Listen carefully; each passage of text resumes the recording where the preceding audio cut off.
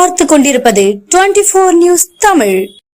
நாகை அருகே மேலவாழக்கரை அருள்மிகு பாலமுனீஸ்வரர் ஆலய மகா கும்பாபிஷேகம் திரளான பக்தர்கள் பங்கேற்று சுவாமி தரிசனம் செய்தனர்.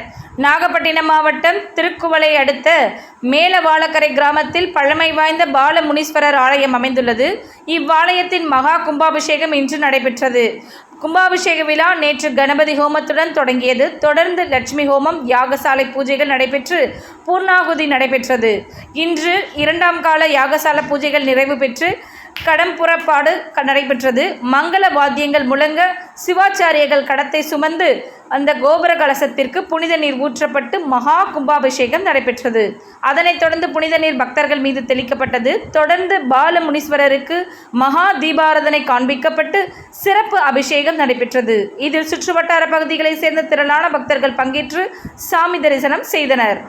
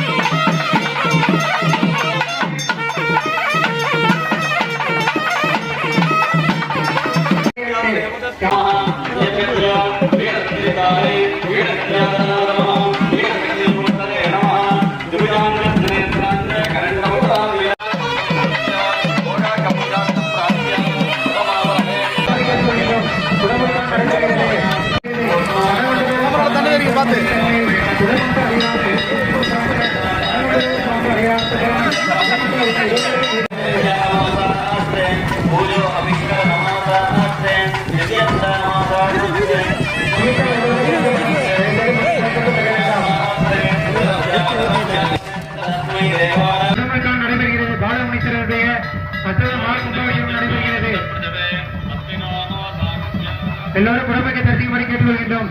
குடமைக்கான் நடைபெறுகிறது.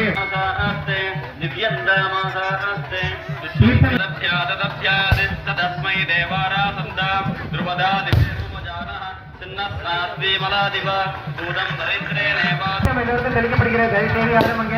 முட்டி மோதிக்கொண்டு